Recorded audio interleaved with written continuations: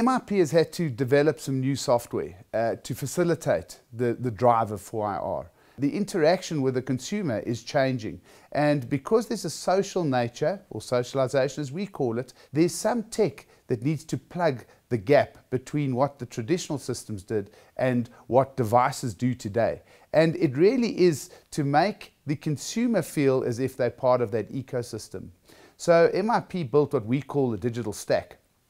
And the digital stack focuses on allowing a system to manage the process that a consumer needs to go through to order a stock item, or to pay an invoice, or to claim on an insurance policy, whatever the case might be.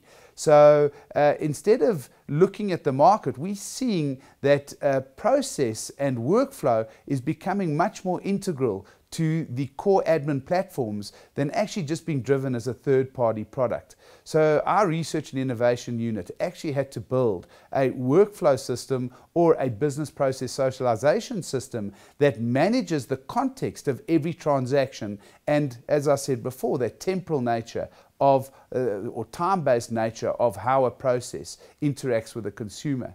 The next thing is what we call a diary, a central diary in the system, where a diary actually keeps track of the movements of what the consumer is actually doing. So anytime, and I'll try and give an example of a consumer using an app, they go into the app and they have a look at their latest invoice. They see a problem on the invoice and they decide now they're going to call the call center of the customer. When they call the call center, our systems would have known that they have just been on the app and they went to that screen and they looked at that invoice. So when that call center call comes into the organization, our system will immediately give the call center agent the invoice and the customer name. And they will greet the customer, Mr. or Mrs. whatever, I see you've just been looking at this invoice. And with 95% certainty, we know the question the consumer is going to ask is derived from that invoice. So we see the change in service level and behavior and how the systems are going to try and recommend what the staff member needs to do when the phone actually rings. The last point I'd like to make is rules. Traditionally, our programmers wrote rules into the administration systems, and rules need to be tested and implemented and released to customers, and always a hair-raising journey for customers. But rules engines now allow our consumers and customers to actually build their own set of rules. So the system will begin to have a behavior of what the business wants to drive, rather than what a program or how a programmer wants the system to drive the business.